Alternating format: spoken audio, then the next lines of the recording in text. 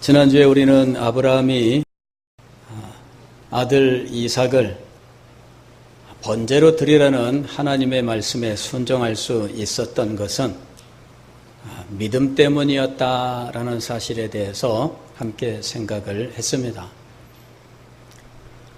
아브라함이 이삭을 하나님 앞에 드릴 때 그에게는 풀 수 없는 수수께끼가 있었습니다. 이삭을 번제로 드리라고 하셨는데 이전에 하나님은 내 자손이 하늘의 별과 같이 바닷가의 모래같이 많을 것이라고 말씀하시면서 그 모든 후손들은 이삭으로 말미암아 내게 주어진다라고 말씀하신 것이죠. 그런데 지금 이삭은 결혼도 하지 않고 후사가 없는 상황인데 번제로 드리라고 하시는 거예요. 이삭을 통해서 많은 후손을 주시겠다는 약속과 자녀도 없는 이삭을 번제로 드리라고 하는 하나님의 명령 사이에 함께할 수 없는 간격이 있습니다. 이 부분에 대해서 아브라함은 하나님을 원망하지 않습니다. 그는 분명히 풀 수 없는 것이지만 그의 마음속에 알고 있는 것은 하나님이 준비하시리라. 그 다음에 설사 이삭이 죽는다 할지라도 하나님은 다시 살리실 것이다. 이것이 마음속에 있는 믿음이었어요. 그래서 하나님의 말씀이 들려올 때 그는 그날 밤에 아마도 밤잠을 이루지 못했을 것이지만 새벽에 일찍 정리해서 기도하고 식구들 다 정비하고 길을 간 거예요. 사흘 길을 갔습니다. 가는 동안 내내 하나님께서 어떻게 인도하실까? 하나님께서 무엇을 준비하실까? 하나님께서 어떻게 하실까? 아마 궁금한 것이 많았을 거예요. 그러나 그런 궁금한 것들은 모두 뒤에다 놓고 하나님 말씀만 붙들고 하나님 의지하면서 그 길을 간 겁니다. 마침내 그곳에서 그는 하나님이 준비하신 것을 알게 되었어요. 하나님은 그의 그 믿음을 축복하셨습니다. 아브라함은 새벽에 믿음으로 결단하여 하나님 명령에 순종하려고 출발한 거예요. 자, 오늘 우리가 읽은 시편 63편에서는 또 다른 사람이 등장하는데 이분도 역시 밤에 생각이 많아요. 6절 말씀 보니까 내가 나의 침상에서 주를 기억하며 그랬어요. 이분도 밤에 생각이 많습니다. 밤은 하루 동안에 있었던 일들이 하나하나 생각나는 시간입니다. 괴로웠던 것은 마음에 지워지지 않고 남아서 계속 염려와 근심과 고통과 괴로움이 돼요. 풀지 못한 난관과 어려움이 있는 사람들은 이유는 모르는데 밤에 잠이 안 온대요. 이유가 없기는 무슨 이유가 없어요. 이유를 모르기는 무슨 이유를 몰라요. 그 삶 속에 어려움이 있기 때문이죠. 남에게는 말하지 못하지만 그러나 이 문제를 해결할 수 없어서 붙들고 고통하고 괴로워해요. 하나님을 믿습니다. 그러지만 마음속에 이 근심과 걱정은 떠나지 않고 그의 마음을 사로잡고 있기 때문에 밤에 잠을 자지 못하는 거예요. 밤잠을 이루지 못하고 고통스러워하고 괴로워하고 시편 63편 이 시인도 역시 밤에 밤잠을 이루지 못합니다. 내가 나의 침상에서 주를 기억하며 그리고 그러는 동안에 어느덧 새벽에 왔어요. 새벽에 주의 말씀을 작은 소리로 읊조릴 때에 하오리니. 이 사람이 밤잠을 이루지 못하는 이유는 무엇일까? 우리는 그 사유는 알지 못합니다. 다만 정말 힘들고 어려운 일이 있다라고 하는 것이죠. 이것이 단지 어떤 상황 때문인지 원수 때문인지 정확하게 우리는 알지 못합니다. 그러나 이 시인의 고통과 괴로움이 1절에 이렇게 표현되어 있어요. 하나님이여 주는 나의 하나님이시라 내가 간절히 주를 찾되 물이 없어 마르고 황폐한 땅에서. 물이 없어 마르고 황폐한 땅에서. 이것은 시인이 겪고 있는 현실일 수도 있고 그가 겪는 괴로움을 상징으로 표현한 것일 수도 있습니다. 이 시편을 우리에게 준 구약성경 전수자들은 이 시편 63편의 제목을 이렇게 붙여놨습니다. 다윗의 시 유다 광야에 있을 때에. 이 시를 그들은 다윗의 시라고 알았어요. 그리고 시의 내용을 보니까 물이 없어 마르고 황폐한 땅에서 지금 이 시인이 기도하고 있어요. 그렇다면 다윗의 생애 속에 유다 광야에 있었던 어느 특정 시기를 말할 것이다. 다윗이 젊은 시절에 사울 왕의 그 위협을 피하여 도망 다닐 때 유대 광야로 도망을 쳤어요. 그리고 또 한 번 유대 광야에서 고통을 겪었는데 아들 압살롬이 반역을 일으켰을 때 그가 요단 동편으로 도피하기 위해서 유대 광야로 내려가요. 둘 중에 어느 시기를 말하는 것인지는 분명치 않지만 3절 말씀을 보면 2절 말씀을 보면 내가 주의 권능과 영광을 보기 위하여 이와 같이 성소에서 주를 바라보았나이다. 이 성소라고 하는 말을 사용하는 것을 볼 때에 시인은 예루살렘에서 살다가 유대 광야로 도피하는 과정에 있는 것으로 보입니다. 그렇다면 말년이에요. 다윗 왕이 나이가 많이 들었을 때 젊은 시절의 고생은 사실은 힘들긴 힘들어도 절망까지 가기는 어렵습니다. 왜냐하면 젊은 사람은 건강도 있고 힘도 있고 그리고 앞날에 대한 자신감도 있어요. 이 어려움을 이기고 극복하고 난 뒤에 앞으로 남은 삶이 또 기대되는 이런 상황입니다. 젊은 시절의 고통과 어려움은 힘들긴 힘들어도 절망까지 가지는 않습니다. 그러나 나이가 들면 모든 것이 다 축소되고 이제는 길이 뻔히 보여요. 더 이상 갈 길이 없어요. 선택할 수 있는 여지가 없습니다. 그때 당하는 아픔과 고통은 더 힘들고 어려운 거예요. 젊은 시절이면은 까짓거 하고서는 탁 집어던질 수 있잖아요. 좋아, 사표 탁 내던질 수 있잖아요. 요새 젊은이들 이직률이 굉장히 높답니다. 아르바이트 하는데 한낮을 일하고 나 못하겠어요 가는 경우들이 많고 하루 일하고 그 다음날 안 나오고 나중에 전화해서 아르바이트비 주세요. 계좌번호 불러주고 입금하세요.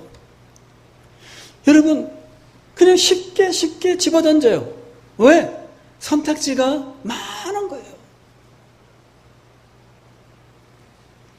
나이가 들어서 겨우 뭘 하나를 하면 더 이상 움직일 수가 없습니다. 밤잠 못 이루고 고통스러워하고 눈물 흘리고 어디가 하소연해도 해결 방안이 없는 이런 사람들이 우리에게 많이 있는 것입니다. 시인이 지금 그런 절박한 상황에 처해 있는 거예요.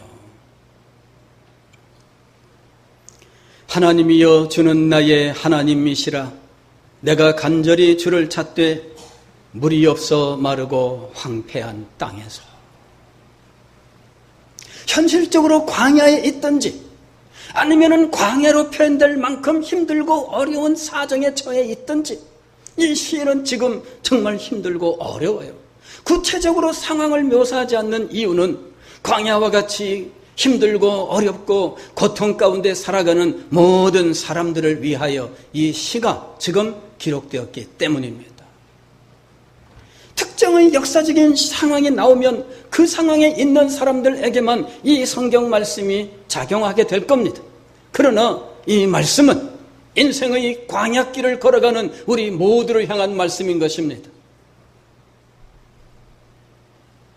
참 힘들고 어렵고 눈물 나는 것, 목이 마라 혀가 갈라지고 입술이 트고 하얗게 되는 이런 상황. 여러분, 그런 고통 속에서 이 시인은 자신의 이 아픔과 고통을 하나님을 향한 갈망으로 승화시키고 있는 겁니다. 현재의 권고함이 하나님을 향한 갈망으로, 하나님이여 주는 나의 하나님이시라. 내가 간절히 주를 찾되 물이 없어 마르고 황폐한 땅에서 내 영혼이 주를 갈망하며 내 육체가 주를 앙모하나이다. 그는 그 번민의 밤에 어디를 둘러봐도 도움을 구할 수 없는 상황에서 자기의 이 어려운 상황에 집중하지 아니하고 하나님을 갈망하고 있습니다. 지금 자기의 현실적인 아픔과 고통이 하나님을 찾는 것으로 변화되어 있습니다. 이걸 성화라고 부르는 이유는 더 아름답고 더 영광스러운 것으로 변화되었기 때문이에요. 성이라고 하는 것은 올라간다 하는 의미를 가지고 있습니다. 성강기 할 때 이 성이란 말은 올라가는 거예요. 강은 내려가는 겁니다. 성화는 위로 올라가는 거예요. 이건 변화를 의미합니다. 물이 땅에 있다가 이 물이 변화되어서 수증기가 되어 올라갑니다. 그래서 물이 구름이 되는 거예요. 이렇게 물 그대로 있는 이 상태에서 물이 변하여 위로 올라가 구름이 되는 이것을 우리는 구체적으로는 기화라는 말로 표현하지만 이 모든 것들이 실상은 성화라고 부르는 거예요. 이 땅의 아픔과 고통은 눈물 나고 괴로운 것입니다. 힘들고 어려운 것입니다. 그런데 이 아픔과 고통이 변하여 하나님을 향한 갈망으로 지금 올라가고 있는 거예요. 시인은 지금 이것을 보여주고 있는 것입니다. 바로 이것이 그리스도인입니다. 세상 사람들은 그리스도인을 이해하지 못합니다.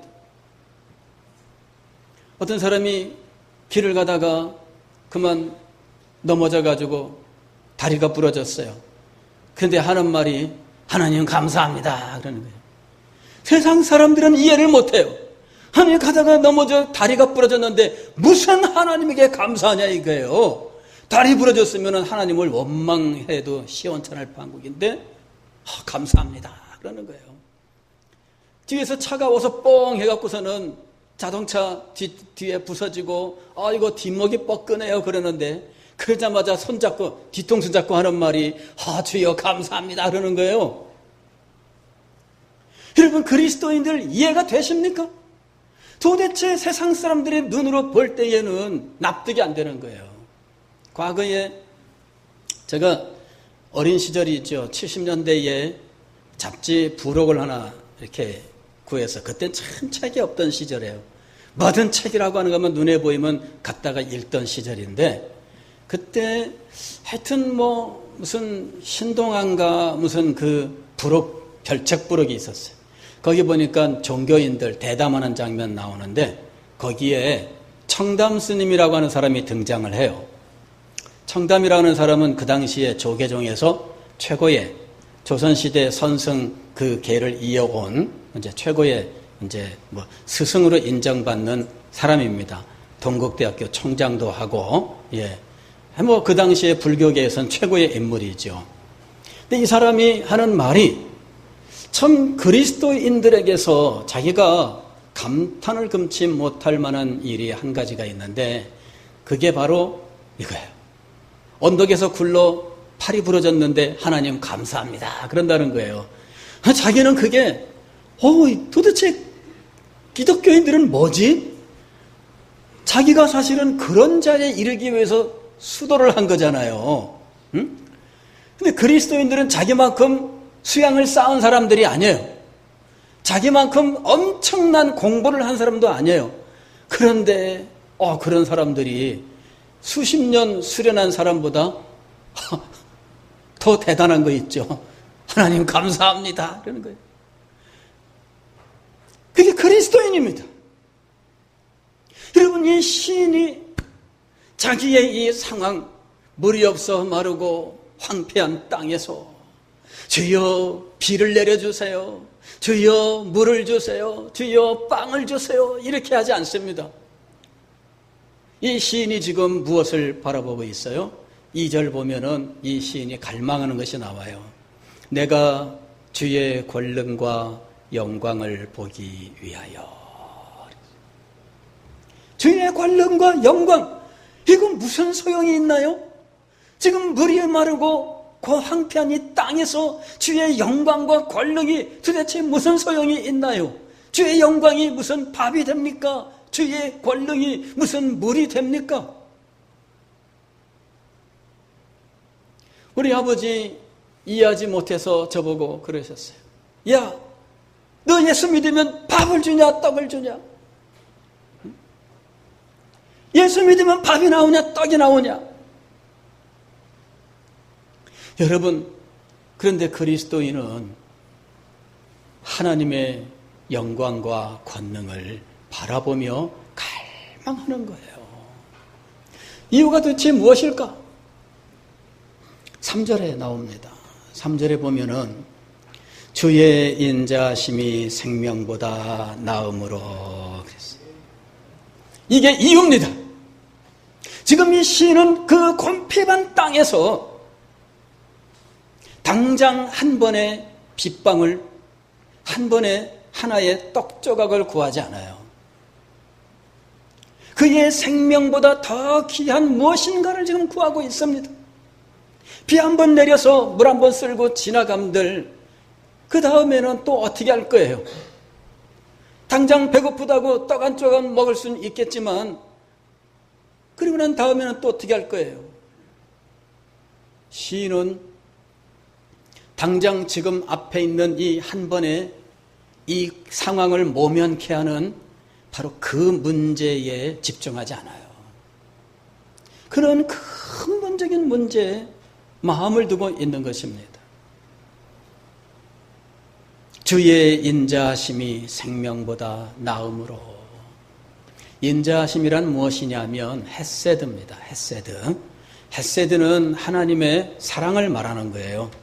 자기 백성을 향하신, 언약 백성을 향한 하나님의 신실하심, 변치 않는 하나님의 모습, 그것이 바로 헤세드예요. 하나님께서 이 변치 않는 이 성품 때문에 자기 백성과 언약을 맺었고 그 언약의 백성을 향하여 신실하신 당신의 모습을 보여주셔요. 그럴 때 이 하나님의 모습을 가리켜서 성경은 헤세드라고 부르는데 번역자들은 이것을 인자하심이라고 번역을 한 거예요. 내가 주의 인자하심을 갈망합니다. 주의 인자하심, 즉 하나님의 헤세드 때문에 나는 이 곤고한 땅에서 하나님을 바라보고 하나님의 영광과 권능을 소망하며 하나님의 이 헤세드만을 간절히 기다리고 있습니다. 하나님의 헤세드는 실망시키지 않습니다. 하나님의 헤세드는 우리에게 반드시 역사하는 거예요. 여러분, 이 시인이 이 하나님과의 관계를 뭐라고 표현해요? 1절 말씀 보면 하나님이여 주는 나의 하나님이시라. 하나님을 히브리어로는 엘로힘이라 그래요. 나의 하나님은 히브리어로 뭐라 그래요? 엘리 그래요. 엘리 엘리 라마 사박다니 그럴 때 이 엘리 엘리가 뭐라고요? 나의 하나님. 그래서 이 시는 이렇게 시작하는 거예요. 엘로힘 엘리, 엘로힘 엘리, 하나님 나의 하나님.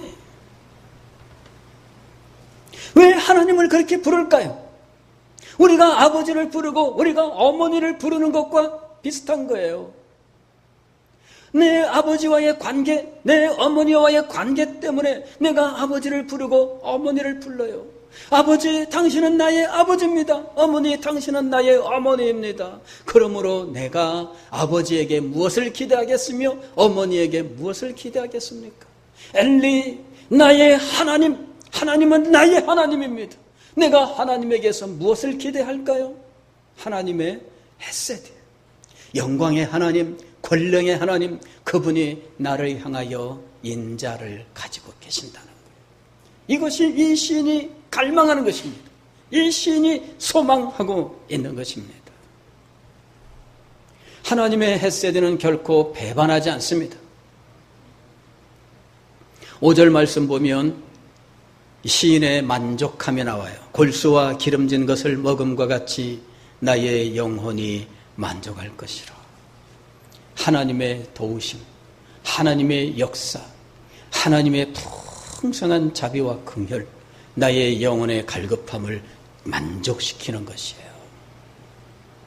그는 그 번민의 밤에 밤잠을 이루지 못하고 고민하던 그 어느 순간 그는 하나님의 헤세드를 갈망하기 시작을 했고 하나님의 헤세드가 자기의 삶에 어찌 역사하는지를 깨닫게 되었습니다.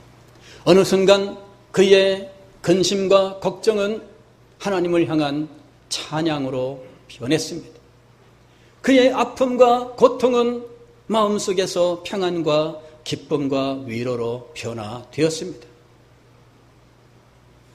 내가 나의 침상에서 주를 기억하며 나의 입이 기쁜 입술로 주를 찬송하되 내가 나의 침상에서 주를 기억하며 그날 밤에 그에게 변화가 일어난 거예요. 그날 밤에 그의 마음속에 하나님의 헤세드가 임했고 그의 마음속에 평강과 위로가 임했고 그의 마음속에 기쁨이 임하게 되었어요. 그래서 그는 밤잠을 못 이루며 고통스러워하다가 하나님을 찬양하면서 그 밤을 지새우게 되었습니다. 그리고 새벽에 침상에서 일어나 그는 하나님 앞에 무릎을 꿇었습니다. 새벽에 주의 말씀을 작은 소리로 읊조릴 때에 그는 하나님의 약속의 말씀을 붙들고 하나님 앞에 이 말씀을 말씀드리기 시작합니다. 그는 자기가 알고 있는 하나님의 말씀을 작은 소리로 읊조리면서 하나님의 약속을 기억하고 하나님의 선하심을 기억하고 하나님을 찬양하기 시작합니다. 그 전날 밤에는 근심과 걱정으로 밤잠을 못 이루며 이리 뒤척 저리 뒤척 고통스러워했으나 그날 밤에 변화되어 찬양하고 새벽에는 일어나 하나님의 말씀으로 읊조리며 기도했던 것이죠. 여러분, 이 시인에게 어떤 일이 일어난 것입니까? 여러분, 이 놀라운 역사가 이 시인에게 일어난 거예요. 우리가 그리스도인입니다. 한번 얘기해 보세요. 나는 그리스도인이다. 나는 그리스도인이다. 나는 그리스도인이다. 나는 하나님의 자녀다. 여러분, 시편 기자가 그리 고백했어요. 저녁에는 울음이 기속할지라도. 저녁은 속에서 막 답답함, 고통, 우라통. 근데 새벽에는 달라요. 왜? 그날 밤에 하나님의 은혜가 임한 거예요. 하나님의 자비하신 손길이 임한 거예요. 사랑하는 성도 여러분, 오늘 우리는 이 시인처럼 광야를 살아가고 있는 사람들입니다. 우리의 인생은 광야라고 부르잖아요. 물이 없어 마르고 황폐한 땅이 바로 이 광야 같은 인생 아닙니까? 그런데 여러분, 한 번의 물, 한 조각 떡을 구하는 사람이 아니라 하나님의 영광과 그 헷세대를 구하는 사람이 될 수 있기를 바랍니다. 여러분, 그것이 그리스도인이에요. 그것이 바로 하나님의 백성이에요. 최근에 7월 달에 제가 이 새벽 기도에 대해서 말씀을 전하는데, 새벽 기도 이 말만 해가지고는 한 번이면 하지, 이걸 한 달 동안 어떻게 하겠어요? 그런데 믿음으로 살았던 사람들의 삶을 보면서 이 새벽에 하나님을 만난 사람들, 새벽에 하나님의 손길을 경험한 사람들을 보니까 참 놀랍더라는 거죠. 우리 교회 새벽기도 전보다 더 많이 나오십니다. 요새 참 덥고 힘든데도 불구하고 전보다 더 많이 나오셔요. 그래서 기도하는 분위기도 훨씬 좋아요. 아주 든든한 이런 느낌이 들고요. 아주 좋습니다. 누구나 다 날마다 새벽기도 나오면 좋겠지만, 그러나 여러분, 정말 하나님을 기억하시고 기억날 때에는 자리를 박차고 일어나서 하나님 앞에 나오세요. 하나님을 기억하는 거예요. 하나님의 약속을 기억하고 하나님의 선하심을 기억하고 하나님 앞에 나오는 거예요. 하나님이여, 주는 나의 하나님이시라. 주의 인자하심이 생명보다 나음으로 내가 내 평생의 주를 찬양하겠습니다. 여러분, 이렇게 주님께 소망을 두고 나오세요. 주님께서 여러분의 삶에 역사하실 거예요. 왜 그런 얘기 하잖아요. 저는 아픈데도 울지도 않아. 이러는 말이 있잖아요. 그렇죠? 아픈데도 울지도 않는 애가 있어요. 그럴 때 그 말을 하는 엄마는 울음을 좀 울었으면 좋겠다는 말이에요? 울지 않았으면 좋겠다는 말이에요? 울었으면 좋겠다는 말이죠. 예. 아프면 울어라 이거예요. 우리가 하나님 앞에 기도할 때 여러분들이 기도해야 되는 순간이 있습니다. 그런데도 기도 안 하는 사람들이 있잖아요. 아프면 울기라도 하라 이거죠. 하나님 앞에 기도해야 되는 때가 있어요. 이 시인은 물이 마르고 황폐한 땅에서 하나님 앞에 기도했습니다. 하나님의 영광과 그 권능을 보기를 원했고 하나님의 인자하심을 간절히 열망했는데 하나님께서 그의 영혼과 삶에 골수와 기름진 것으로 만족해 하시는 놀라운 은혜를 주셨습니다. 그로 인하여 번민의 밤이 하나님을 찬양하는 찬송의 밤으로 변화되었습니다. 새 아침에 근심과 염려로 시작하지 아니하고 하나님의 약속을 읊조리며 하나님 앞에 기도하면서 시작할 수 있게 되었습니다. 놀라운 변화, 이것이 바로 승화입니다.